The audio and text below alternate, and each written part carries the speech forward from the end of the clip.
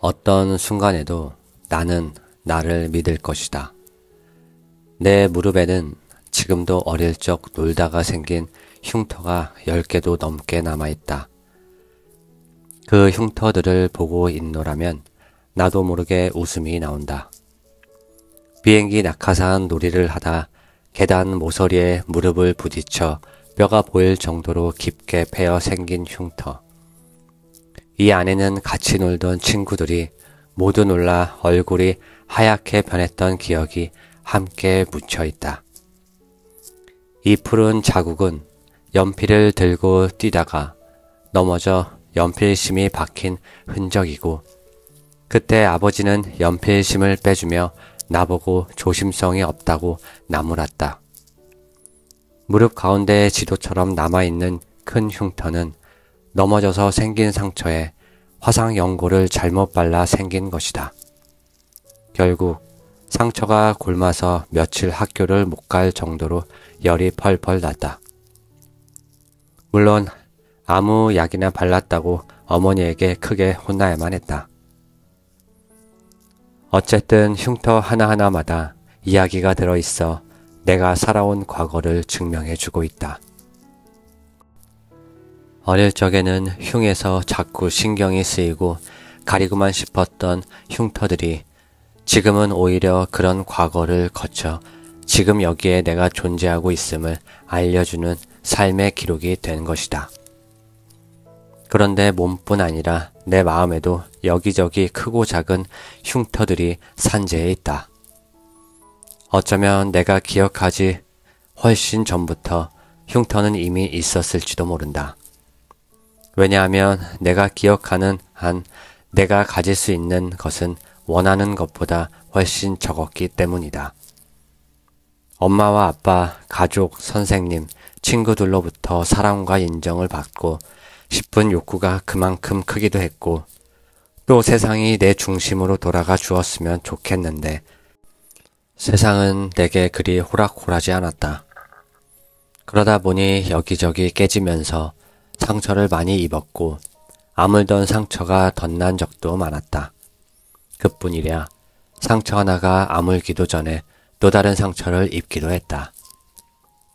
부끄러워서 가리고만 싶었던 흉터들. 그러나 지금 나는 내 흉터 하나하나를 사랑한다.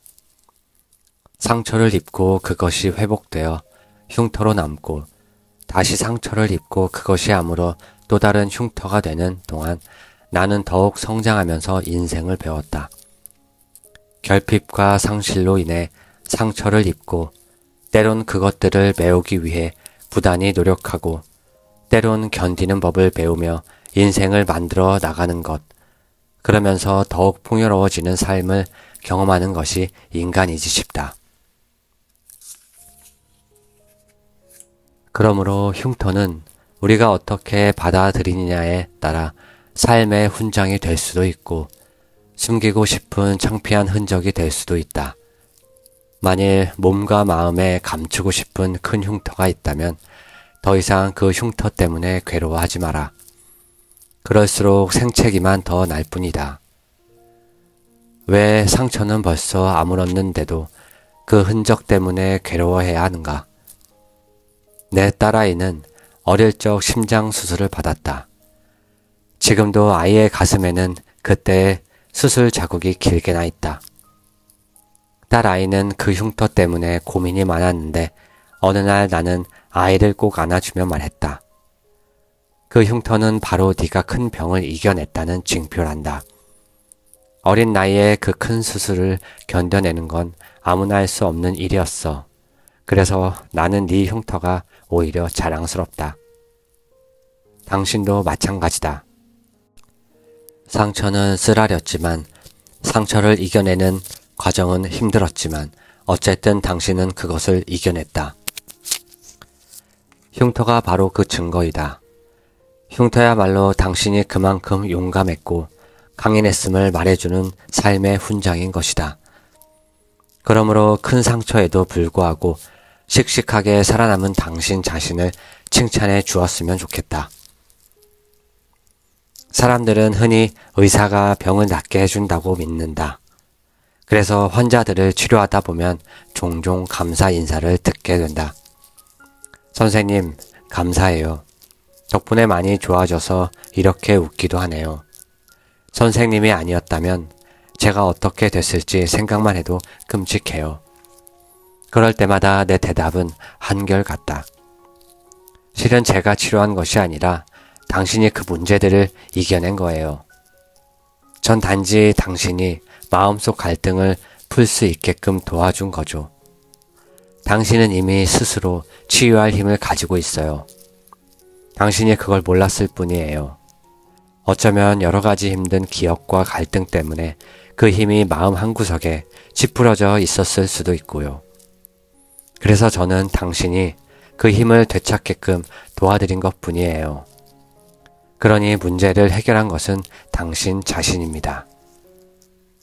인간은 누구나 스스로를 치유할 수 있는 힘을 가지고 있다.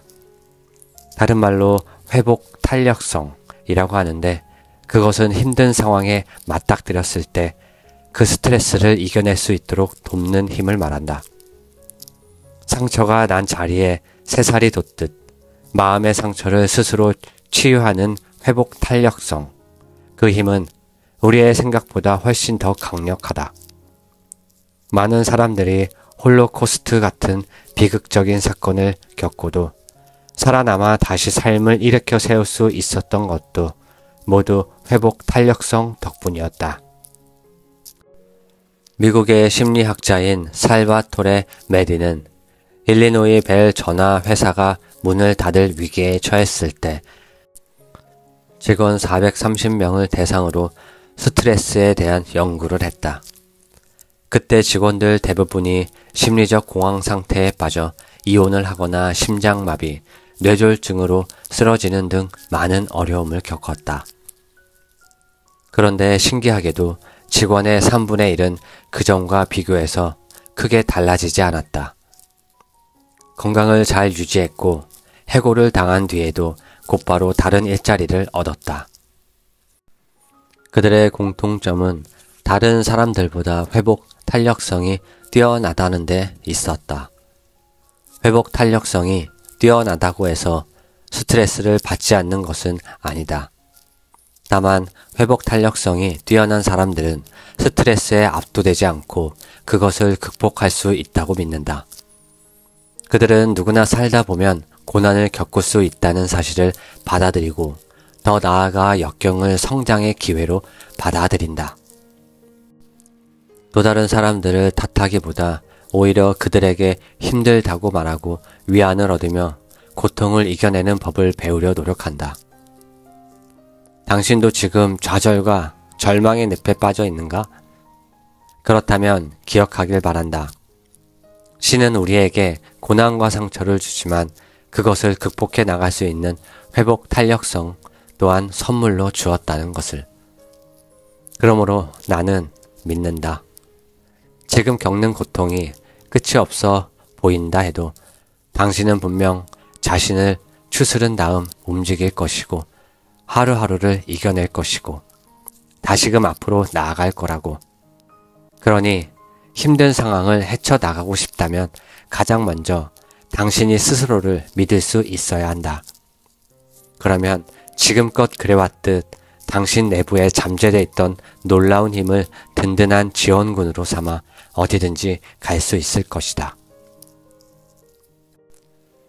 그리고 조용히 죽음을 맞이할 것이다. 죽음은 모든 것의 끝이다. 삶이라는 긴 여행의 끝이며 그동안 누려온 모든 기쁨과 행복의 끝임과 동시에 그동안 나를 괴롭혔던 모든 고통과 슬픔의 끝이다. 내가 사랑하는 사람들, 나에게 상처를 준 사람들, 그리고 나로 인해 상처를 입은 사람들과도 이별이다. 그래서 죽음은 내가 이 세상에 태어나 잠시 지녔던 모든 것들, 나의 육신과 내가 집착하던 명성과 성공, 집과 물건들, 그리고 나에게 잠시 허락되었던 시간조차도 다시 이 세상에 돌려주고 떠남을 의미한다. 죽음은 두려움이다. 내가 이 세상에 더 이상 존재하지 않으며 혼자서 죽음의 고통과 외로움을 견뎌내야 하고 사랑하는 사람들의 얼굴을 더 이상 볼 수 없는 데 대한 두려움이다. 그리고 죽음은 눈을 감은 후 나를 기다리고 있을 미지의 세계에 대한 두려움이다. 그 미지의 세계가 내가 저지른 과오들에 대한 죗값을 받기 위해 기다리고 있을지도 모르기 때문이다. 한편 죽음은 한낱 무생물체로 변한 내 육신이 부패하여 냄새나는 박테리아의 먹이가 되어 버리는 것에 대한 두려움이다. 이러한 일들 앞에 내가 아무것도 할 수 없는 무력한 존재가 되는 것에 대한 두려움이다. 죽음은 가르침이다. 그것은 남은 시간도 별로 없는데 비로소 왜 그리고 어떻게 살아야 할지를 가르쳐주는 잔인한 스승이다. 이 세상에 존재하는 모든 것 하나하나를 그리고 순간순간의 아름다움을 느끼고 향유할 수 있도록 우리의 감각을 일깨워주는 스승이다.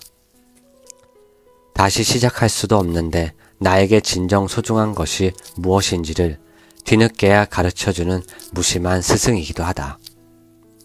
그러나 죽음은 있는 그대로의 내 모습을 바라보게 하고 자연의 일부로서의 나의 삶을 완성시켜주는 자비로운 스승이기도 하다.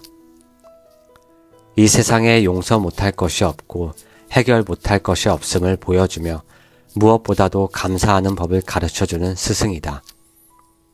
죽음은 이어짐이다. 그것은 내가 차지하고 있던 공간을 다음 사람에게 넘겨줌으로써 세상이란 이 공간을 영속시키는 자연의 확고한 의지요 무한한 자비로움이다. 나의 시간을 끝냄으로써 세상의 시간이 계속 흐르게 만드는 대자연의 손길이다. 나의 시간이 다음 세대에게 이정표가 될 수 있도록 공간을 열어주는 관대한 손이기도 하다. 톨스토이는 죽음을 두려워하던 작가였다. 그는 어려서부터 죽어가는 모습을 상상하고 죽음을 응시하며 그 두려움을 극복하려고 노력했다. 그 결과 탄생한 것이 바로 이반 일리치의 죽음이다. 평범하고 세속적인 법관 이반 일리치는 병의 통증이 악화되는 걸 느끼면서 자신의 죽음이 가까이 왔음을 깨닫기 시작했다. 그러나 그는 내가 죽어야 한다는 건 있을 수 없다. 그건 너무 끔찍한 일이다. 라고 말하면서 죽음을 받아들이지 못했다. 그래서 죽음에 대한 공포로부터 달아나기 위해 몰두하는 등 여러 시도를 해보지만 아무 소용이 없었다. 그는 부하가 치밀어 올랐다. 고통스럽고 참을 수 없이 답답해졌다. 삶이 있었는데 지금은 떠나가고 있어. 근데 나는 그걸 붙들 수 없어. 내가 없어지면 뭐가 될까? 아무것도 안 될 거야. 정녕 죽어야 한단 말인가? 아니야, 그럴 수는 없어. 이반의 가족과 친구들은 그의 외로움과 고통을 이해하지 못했다. 오히려 그들은 이반에게 죽음이 가까이 왔다는 사실을 말하지 않았을 뿐더러 그가 죽지 않을 것처럼 가장했다. 아이러니컬하게도 이반을 가장 힘들게 한 건 바로 그 거짓이었다. 자신이 죽어가는 게 아니라 조금 아플 뿐이며 마음을 차분하게 가라앉히고 치료를 받으면 좋은 결과를 얻게 될 거라는 거짓말이 그를 가장 괴롭게 만든 것이다. 심지어 주위 사람들은 이반이 거짓말에 동참해 줄 것을 강요하기까지 했다. 그럴 때마다 이반은 거짓말 그만해. 내가 죽을 것이라는 건 당신들도 잘 알잖아. 그러니 제발 거짓말만은 하지 말아줘. 라고 크게 소리치를 뻔했다. 사람들은 당신은 죽을 겁니다. 라고 말하는 것을 매우 힘들어한다. 잔인한 일이라고 생각하기 때문이다. 그래서 죽음을 부인하고 거짓말을 한다. 그러나 이 거짓말은 죽어가는 사람들을 더 비참하게 만들고 죽음을 더욱 두려운 것으로 만들어버린다. 이반 일리치의 표현처럼 죽음을 앞둔 사람에게 아무도 나의 처지를 이해하려 들지 않고 동정하지 않는다 라고 느끼게 할 뿐이다. 가장 안타까운 건 그렇게 서로가 뻔한 거짓말을 하는 가운데 죽어가는 사람이 자신의 삶을 정리하고 사랑하는 사람들과 작별할 시간을 놓쳐버리는 데 있다. 죽음을 앞두고 자신의 삶을 스스로 완성할 수 있는 기회를 빼앗기는 것이다. 하지만 죽음 또한 삶의 일부분이다. 모든 사람은 자신의 죽음을 자기 방식대로 맞아들이고 사랑하는 사람들의 보살핌과 사랑을 느끼며 생을 마감할 권리가 있다. 한편 인간은 죽을 때가 되어서야 살기 위해서뿐만 아니라 죽기 위해서도 다른 사람의 도움과 보살핌이 절실히 필요하다는 사실을 깨닫는다. 생을 마감하는 시점에서 우리는 태어났을 때와 마찬가지로 자신을 온전히 다른 사람의 손에 맡긴다. 심할 경우 먹고 씻고 배설하는 것까지 다른 사람의 도움 없이는 해결할 수 없는 상태가 되기도 한다. 다시 한번 갓난아기 때로 돌아가는 것이다. 다른 사람과의 관계 안에서 삶을 시작하고 다른 사람과의 관계 안에서 삶을 마감하도록 운명 지어진 게 바로 우리 인간이란 존재다. 이에 대해 톨스토이는 이반 일리치의 입을 빌어 다음과 같이 말한다. 오랜 기간 고통에 시달린 뒤 어느 순간 이반 일리치는 고백하는 게 지독히 창피했지만 누군가 자기를 병든 어린애처럼 불쌍히 생각해 주었으면 하고 간절히 바랐다. 그는 누군가 살살 어린애를 달래듯이 자기를 어루만져 주고 입을 맞추고 자기를 위해 눈물을 흘려주길 원했다. 그는 자신이 요직에 있고 수염이 하얗게 새는 나이이기 때문에 그런 게 불가능하다는 것을 알고 있었다. 그래도 그런 대접을 받고 싶었다. 그러므로 죽어가는 사람의 손을 잡고 같이 울며 그를 어루만져 줄 수 있어야 한다. 그가 편안한 위안 속에서 외롭지 않게 생을 마감할 수 있도록 도와야 한다. 그것은 훗날 나에게 닥칠 죽음을 준비하는 일이기도 하다.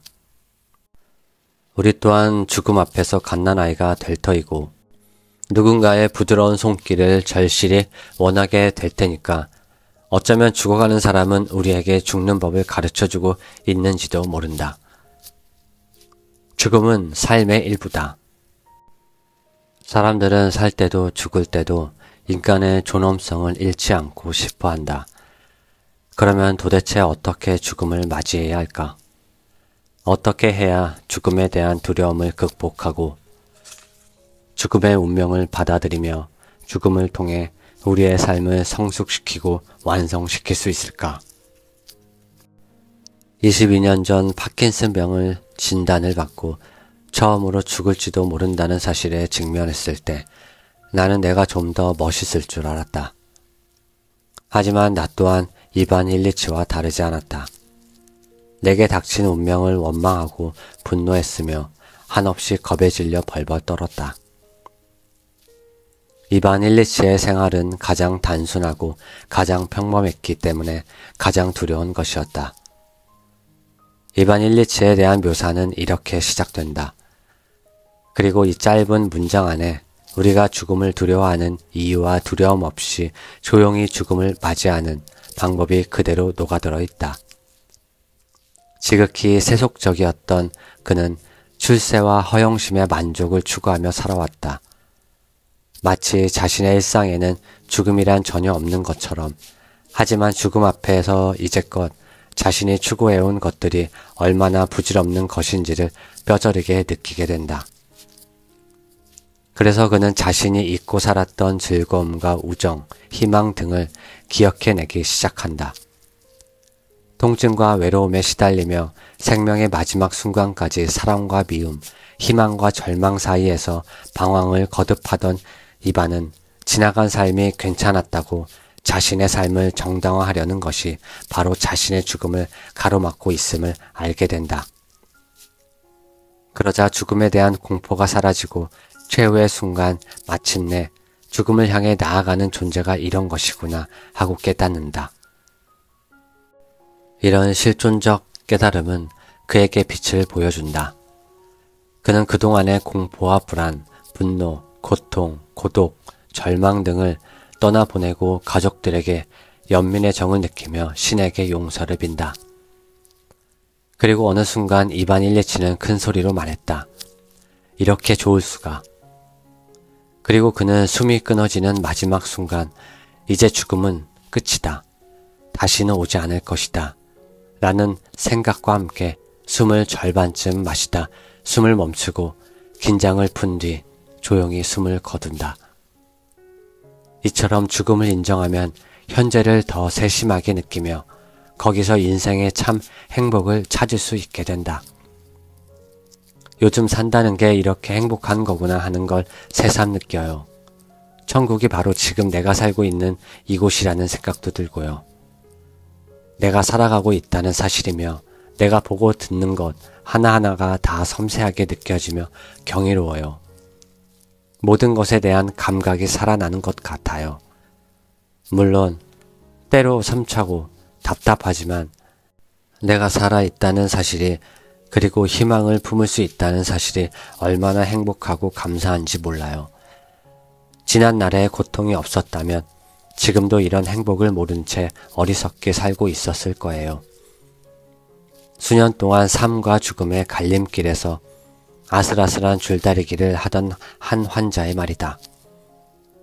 그녀는 난치성 폐결핵으로 이미 한 폐 한쪽은 수술로 없어졌고 나머지 폐마저 어떠한 항생제도 듣지 않는 결핵균에 점령당해 가쁜 숨을 몰아쉬며 검사 결과만을 초조하게 기다리면서 하루하루 살아가고 있었다.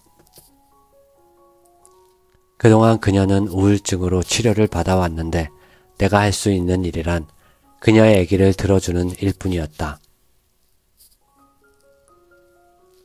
그런데 한동안 모습을 보이지 않던 그녀가 몇 달 만에 병원으로 찾아와 그런 말을 한 것이다. 이제 더 이상 균이 발견되지 않으며 약도 끊었다고 했다.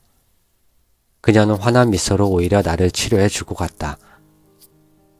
이처럼 죽음에 대한 두려움을 극복하는 방법은 거창한 것이 아니라 바로 순간순간의 삶 속에 있다. 지금 이 순간을 충분히 느끼고 감사하면서 살 수 있다면 내가 세상을 떠날 때 내 손을 잡고 나를 다독여주며 나의 공포를 나눠 가질 사람을 만들 수 있다면 그의 손에 내가 이제껏 들고 있던 삶의 바통을 넘겨줄 수만 있다면 죽음이 그리 두렵지만은 않을 것이다.